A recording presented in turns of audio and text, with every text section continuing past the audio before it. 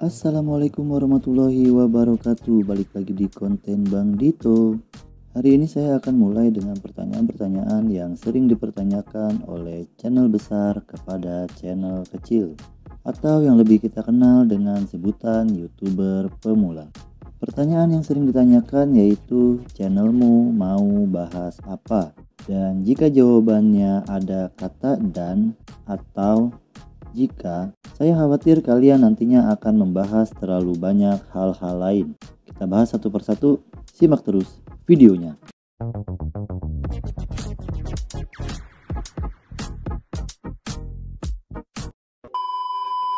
Saat kita akan membahas terlalu banyak hal atau terlalu banyak topik dalam channel kita, pada akhirnya tidak akan ada yang merasa puas.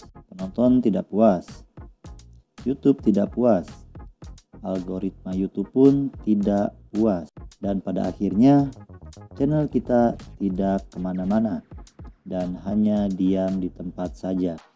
Contoh yang banyak terjadi dan saya lihat, kamu mempunyai video yang tiba-tiba rame seperti mall, tetapi video kamu yang lainnya sangat sepi seperti kuburan.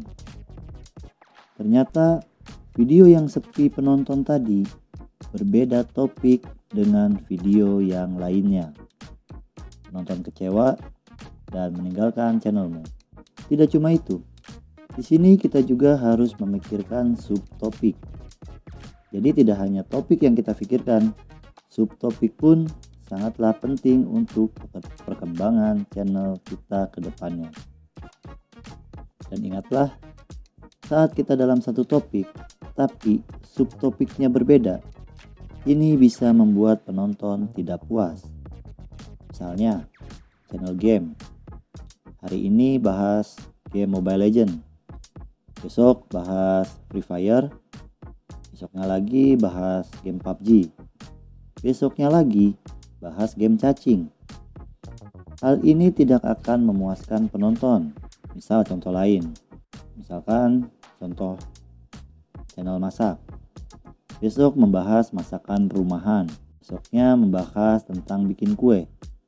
Ini juga susah untuk mendapatkan penonton yang setia. Kita tidak bisa mendapatkan penonton mayoritas kalau topik dan subtopiknya tidak fokus. Intinya, saat kamu baru akan membuat channel, kamu harus fokus pada topik dan subtopik. Sempitkan atau kerucutkan fokusnya dulu. Kalau prinsip saya begini, lebih baik kita ditonton oleh sekelompok kecil dulu, tapi mereka puas, daripada mengejar semua orang tapi mereka tidak puas. Kalau penonton tidak puas, secara otomatis algoritma YouTube pun tidak puas, dan YouTube juga sudah pasti tidak akan puas.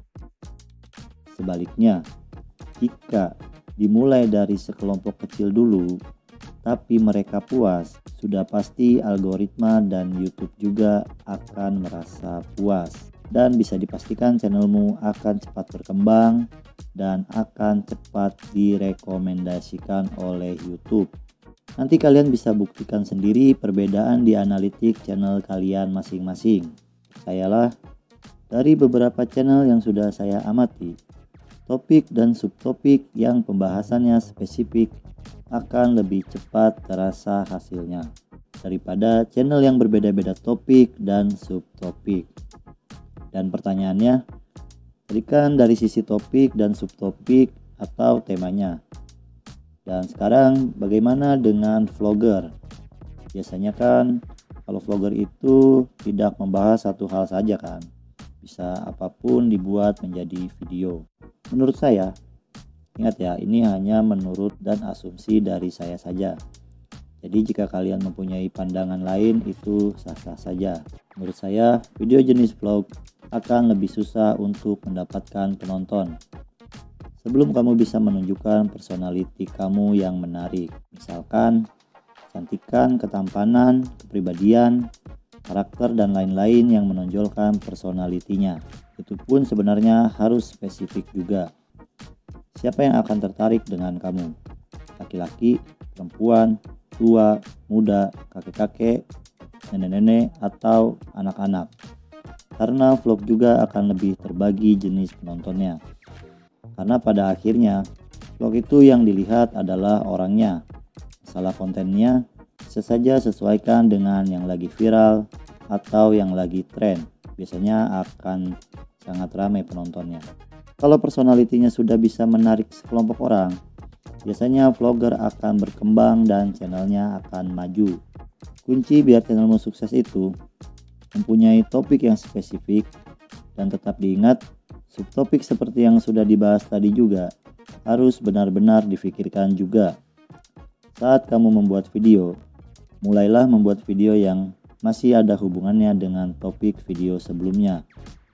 Seperti channel saya ini, antara video satu dengan video yang lainnya sama-sama ada hubungannya. Jika kalian bisa seperti itu, insya Allah penonton akan bolak-balik ke channel kalian dan penonton akan memberikan like, berkomentar, dan pasti akan subscribe. Oke, semoga bermanfaat. Akan kita bahas tips YouTuber di video selanjutnya. Dan semoga kita bisa bersama-sama berkembang dan sukses di YouTube. Jangan lupa like, komen, dan subscribe, serta share ke semua sosial media yang kalian punya. Sekian, wassalamualaikum warahmatullahi wabarakatuh.